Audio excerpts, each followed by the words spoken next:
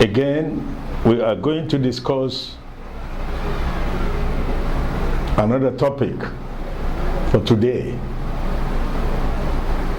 Black Lives Matter. With me in the studio is Mr. Kingsley Achukwu,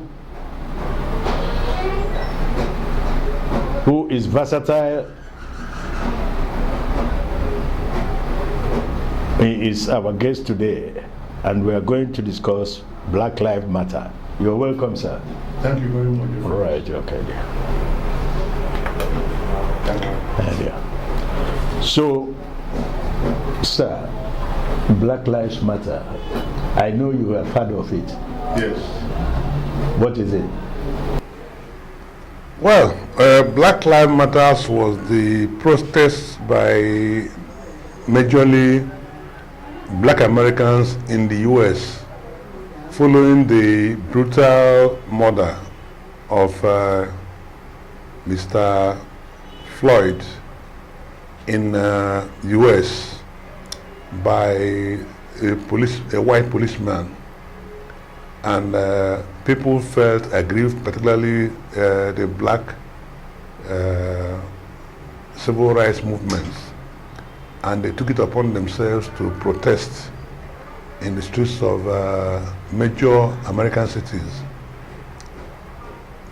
The reason was that they felt that the man, George Floyd, shouldn't have died the way he died, considering that he had no threat. He was no threat to the policemen, and that the policemen acted beyond their rules of engagement, leading to his death. So the protest really wanted it affected also Trump's re-election bid. That it was a political, racially motivated. Yeah, of course, it was.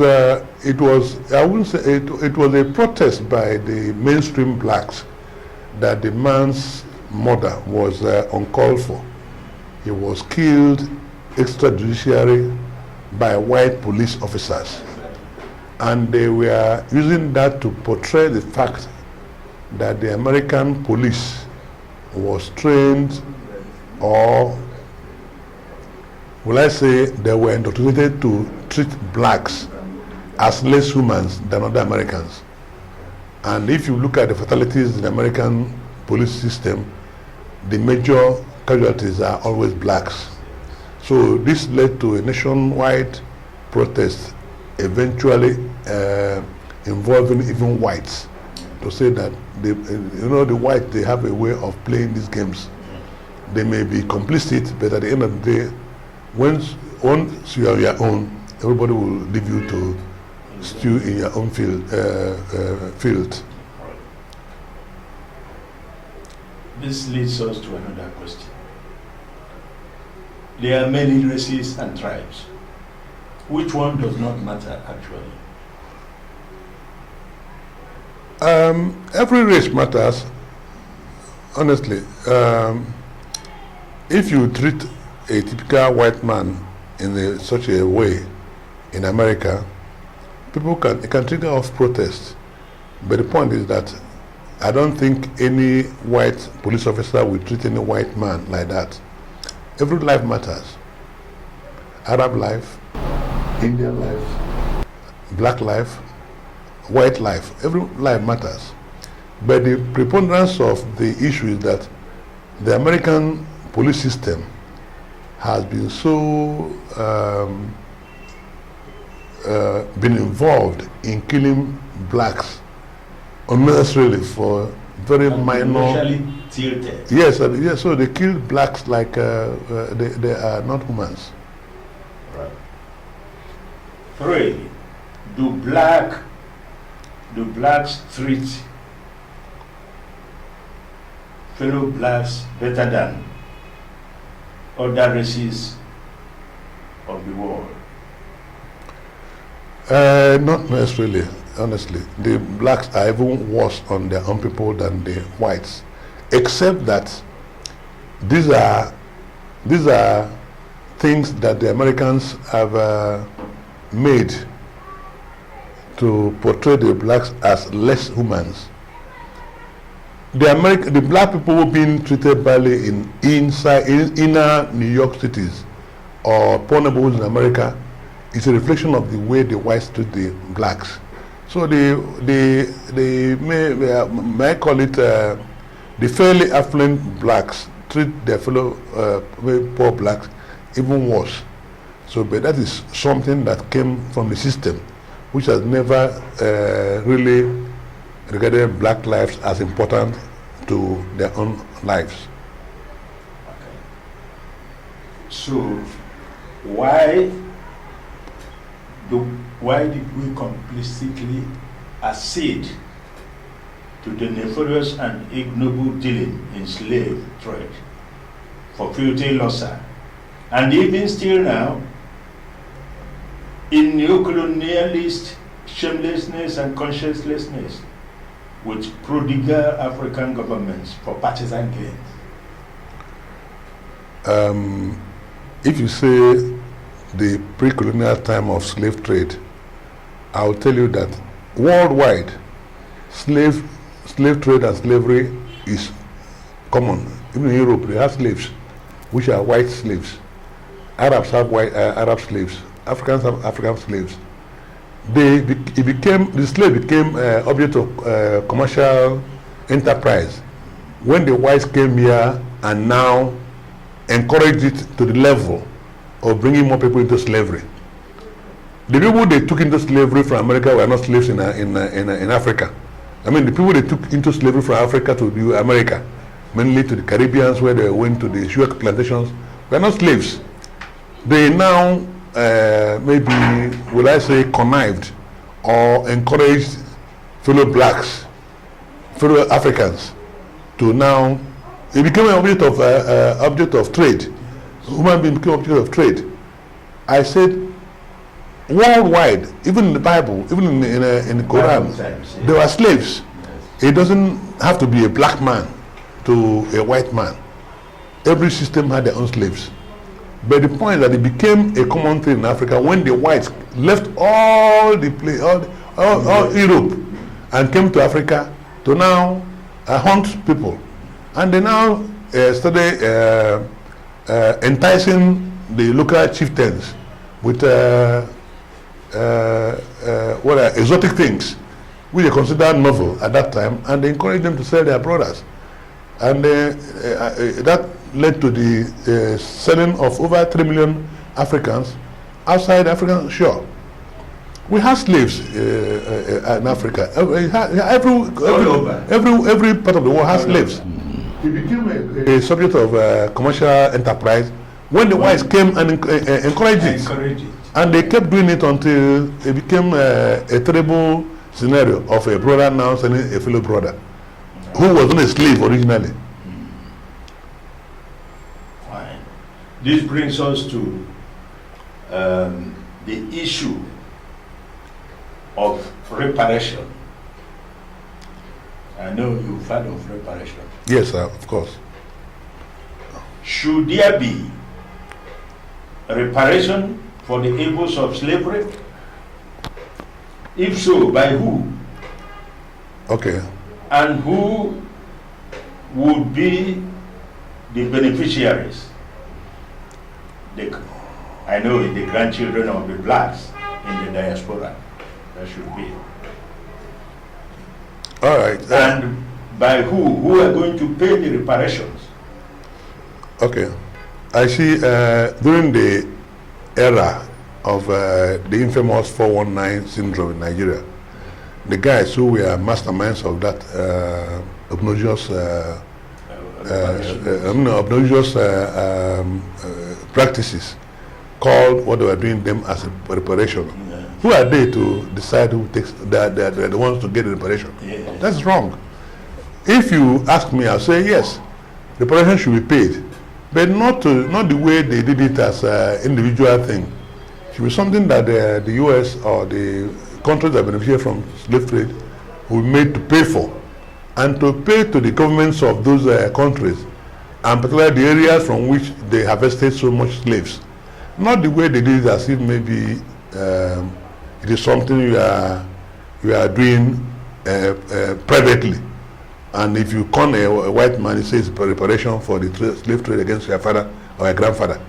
Reparation issue is something that a government should really put up a formal protest, a formal appeal, a formal request, and say for depleting our youths who built their nations, you should pay a reparation for that.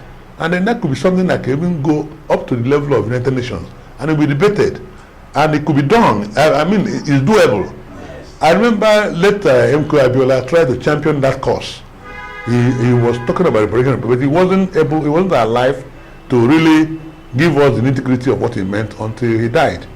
The reparation, I agree, will be paid, but I won't say to grandchildren or to great-grandchildren, because you can hardly trace who were the victims' families then. But it's something that the people who benefited from that slave should do to pay back to the countries that were affected by that evil trade. Let me give you an example. New York is built on slave trade, on slave labor. See the kind of buildings they do, the rail line, everything, the railway tracks, roads. America was a new frontier then. And the slaves were the ones used to do all those massive infrastructure they built, because the labors were cheap. The development of the banana and the plantain, and sugarcane plantations in the West Indies, owned by whites, were purely the works of African slaves. So I believe that if it is properly done, if you have a working government, unfortunately we don't have a working government in Africa, who could now sit down and say, look, this can be done. I'll tell you, Japan, China has been talking to Japan about what they did to their, what they call their sex slaves. What the Japanese did to the Chinese women during the Second World War, they call the sex slaves. China is pursuing it seriously. I don't know how far it's gone now. And the women, some women who are still alive, maybe in their 80s or 90s now, or even 100s. We're talking how they were torn into sex toys by the Japanese soldiers during the Second World War, and so on and so forth. Okay, if you go to a place like Leopoldville, now Kinshasa, do you know the story of Leopoldville? That's why sometimes Leopoldville is named after King Leopold, a man who killed over 10 million Congolese in his quest for personal wealth. Congo was his private estate. It took many years before the Belgian government took it off him. But before then, the man had killed over 10 million Congolese. And up till now, the Congolese they are killing themselves, fighting, instead of going to the root cause of their problem, to even demand from Belgium to pay them for the havoc done to their system. The point I'm trying to make here is that African system, African governments, African leaders or rulers have never deemed it fit to know where their problems are. Instead, they're even more ready now to sell more of us into slavery. Yes. I think I agree with you. Thank you. The truth is, I have to add here that African governments too has to be part of the payment of the reparation to certain geographic regions where we know most of the slaves come from, because they are equally beneficiaries of the illicit gain in slavery. The white man was giving them, luring them with all manner of things, and gun and everything, and whiskey and everything. So they benefited equally.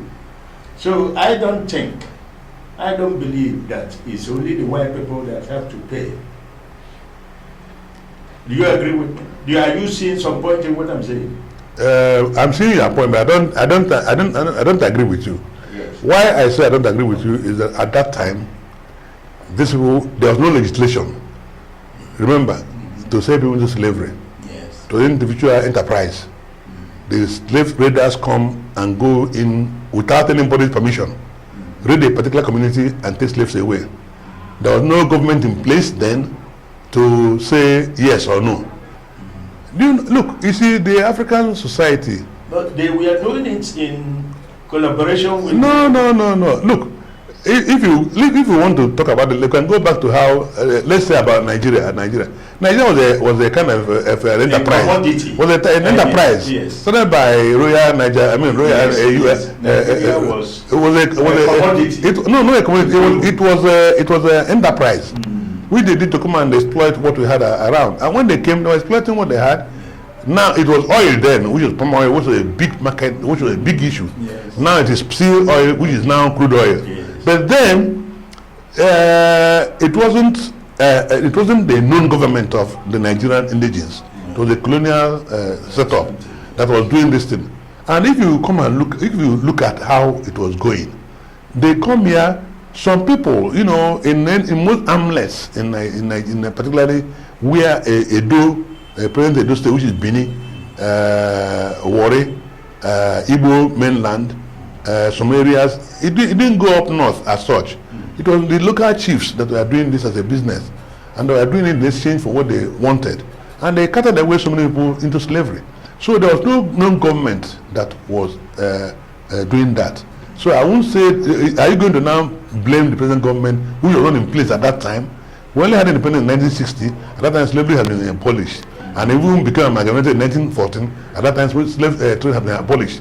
So it was just an enterprise we were running, and they were doing it because they wanted to simply make money from where their money is. There are things that we don't know about our country. We don't know. Barclays Bank. Barclays Bank, It was, I think, maybe Albert and his brother, Barclays. They were they were financing slave trade from London. The two brothers, and eventually when the slave trade collapsed, their bank now, up till now, the bank is over 300 years old, and they're still making money out. The original capital was made from slave trade. Liverpool, the slave ships were built in Liverpool. The man who eventually founded Liverpool Club was after the slave trade has collapsed that he looked for a way to start Liverpool Football Club. They said all over now these people, we are still clapping at them when they are going to play matches. It on our head. And these are people who we see us fighting when Liverpool and Manchester. Because ignorance is and we are still playing Barclays League. Barclays now sponsoring the league. Yes. Look, you see, oh my God, Africa has problem, and it's very, very endemic, very deep. Yes. So we don't know where do you start? Ignorance. Is it ignorance or just stupidity? The people who enjoy, see, sometimes when I see people saying they are praying against their ancestors, I laugh at them and say, this is stupidity. Who caused more harm to other human beings, like the white men? The families of Barclays are living like lords up till now. Up till tomorrow, the Queen of England at that time, the Queen of Victoria then, was invested in slave trade. I remember they said the name of the slave ship that came then that took about 15,000 slaves to about 1,800 slaves to the West Indies. The slave ship was called Jesus.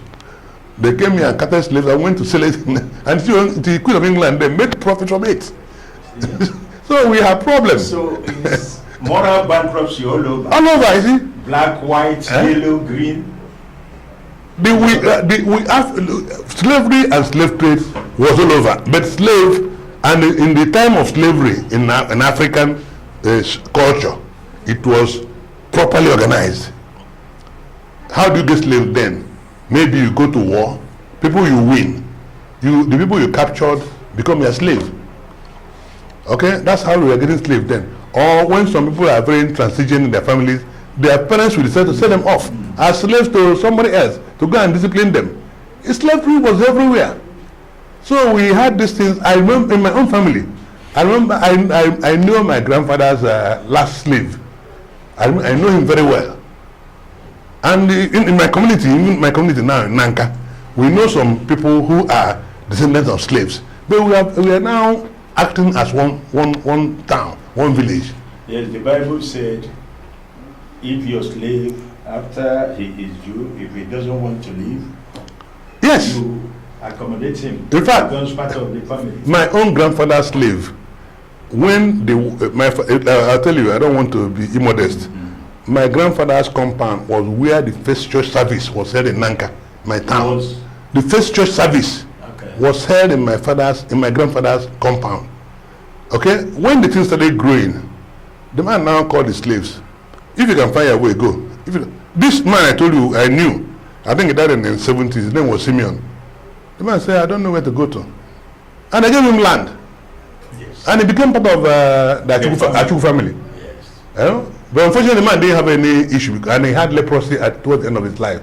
He now called one of the men, one of my uncles, who treated him during his and said, look, he called the family because he has become a member of the family. Please, if I die, this man should inherit my estate. And that estate was left for the man who treated him during his travels. So slavery was there all the time.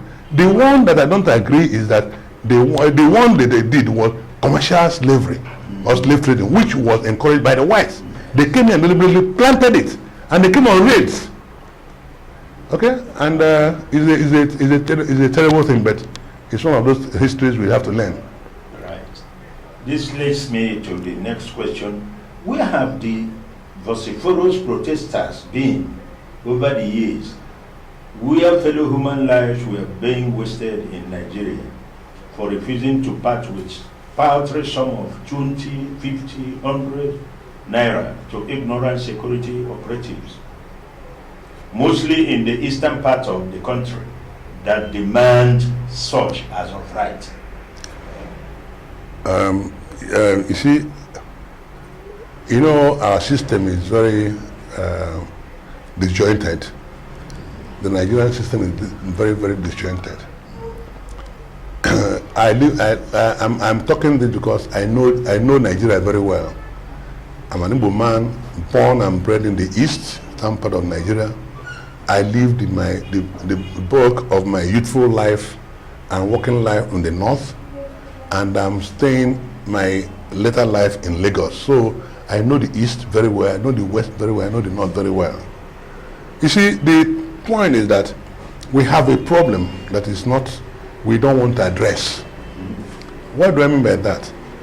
If we want to address Nigeria's problem squarely, why should it not? My friend, Why should it not, that has more security challenges, have less roadblocks all the time? The north had more security challenges, but all the time you can drive from, except now recently, except by now that they've now started to checkmate that.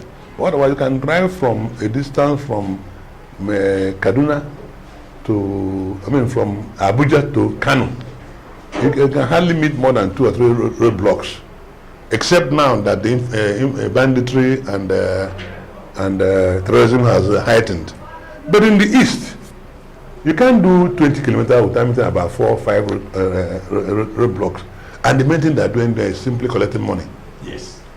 I've written a lot about it and say if they are doing it as a kind of maybe chicken robbery or crime, it could be okay. But the point is that they don't want to know what we are carrying. Try it. Drive from Onitsha to Enugu or from Onitsha to Owerri. Carry a gun in your car. Except now that they have started to be careful because of the amount of life being wasted by the so-called unknown gunmen. Otherwise, before you can drive from Onitsha to Owerri, which is a difference about 80 or 90 kilometers, and you will meet about maybe 10 roadblocks there. And what you do, you just come out, put your hand out of the window, and drop 20 or 15 naira, and you go. They don't want to ask you anything, because they have become part of a second, subsistence salary. They keep it aside. As soon as end of the day, they check it. It comes to maybe a couple of thousands of naira. And they bribe to go to be posted to the east because they know that's where they can make money and they can't get it by their normal duty. And anybody you send to the east then to go and he'll be happy with you. They bribe their way, the police people bribe their way to go there. Unfortunately, with their recent killings of the police on the roadblocks, and I think it has reduced. But the point is that if those policemen were doing their duty in the first place, they will know they will see when the unknown gunmen are coming. They don't care. Sure. Suddenly they show up, you see them firing on them, and they finish them. That's when they're even withdrawn. Yeah? They're withdrawing them now because of the threat to their own lives. They're not withdrawing them because they become nuisance.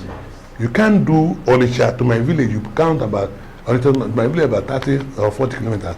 You will not go more. You will not meet more than 10 roadblocks before I get to my village. Then I don't know how it is now.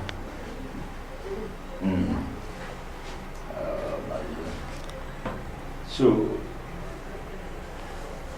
what happened recently in America, where a white undergraduate wore a T-shirt with the inscription, "White Lives Matter," and some people were trying to harass him. Why? Is it a question of what is good for the good is not good for the gender? Why? He had no, I'll tell you, I don't think he had the reason to put that T-shirt on because there was no threat to white lives. This is where I read it. There was no threat to any white life. So why he's trying to provoke the blacks? Assuming there has been a white man killed by a black policeman and he wears that, I can understand. But when they are doing like that, there was no white man killed by a white policeman, there was no white man killed by a black policeman, and you're going to just go and put on White Lives Matter too, or whatever, because you want to mock the blacks who say Black Lives Matter. I think it's just trying to provoke the issue. There's no basis for that. There's no beginning time white life is endangered in American society. Bumping off people each other is because if a white man kills a white man, you can see that either it's a quarrel among them, or maybe it's a drug-related issue, or something else, or narcotics business, or gone sour. But go to the poor neighborhoods where blacks are bumping off blacks because of cocaine, and young people, 14, 15, couriers in American society carrying cocaine for the big cartel. And who are the owners of this big cartel? They are not blacks. People who bring in the cocaine, the heroin, as it were, are not just street people. They are the big top shots who now, it trickles down to the small urchins you see on the road. And these ones are busy killing each other because of non-payment or one quarrel or taking over territory.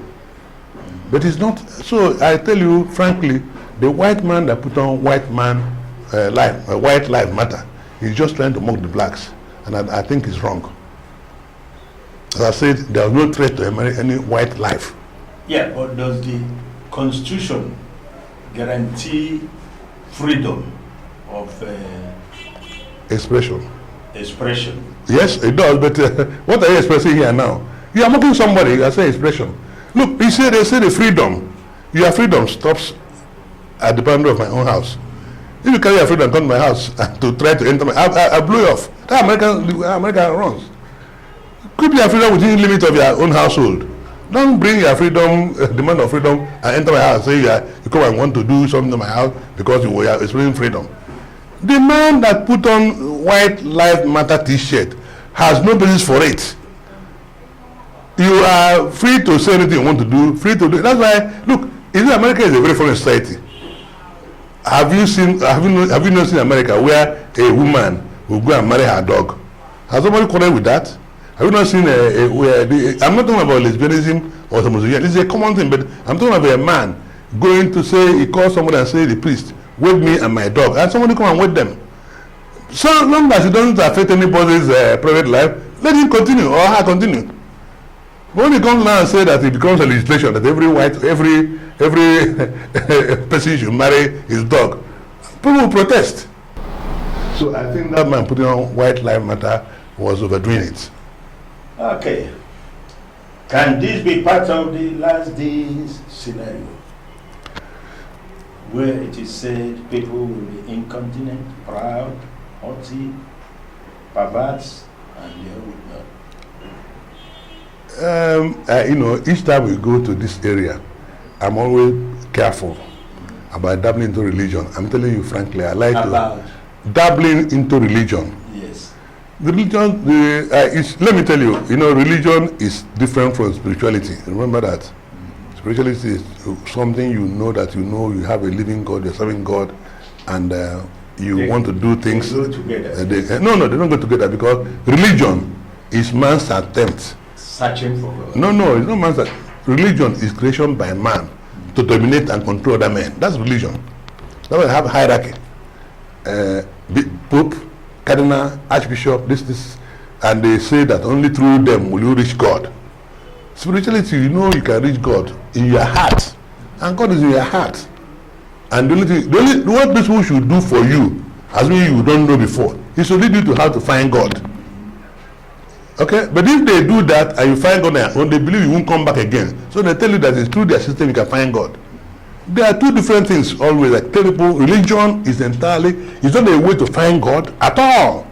It's a creation by a human being to dominate and control fellow humans. That's religion. Whereas spirituality is man's desire to know God and find God. He may not know how to do it. If he goes to now ask a pastor, I want to know God, the pastor now will mislead him and say, unless you come and pay tithes, unless you come and bring offering, unless you come and swim the church, unless you come and build a house for God. I mean, that's the difference between religion and spirituality. That's thought-provoking. Okay. Good to learn from you. Thank you. I will think about that. I will go and research it further. Okay. Thank you very much, sir. Thank you.